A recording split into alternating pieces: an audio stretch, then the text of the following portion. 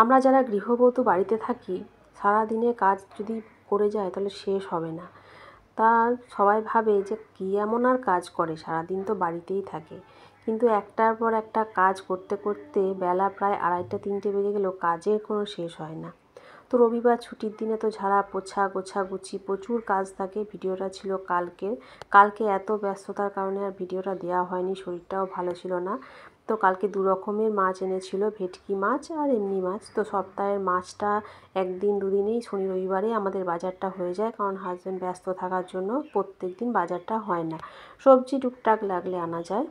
তো শীতের সকালে গরম গরম বেগুনি, তো তারপর হচ্ছে ভেটকি মাছের ঝোলটাও রান্না করে নেব। আর এদিকে আঙুরটা খুবই ভালো লাগে আমার খেতে, আঙুরটা দেখতে পেলে নিয়ে আসে, তাই ওটা একটু রোদে বসে বসে আঙুর খেলাম।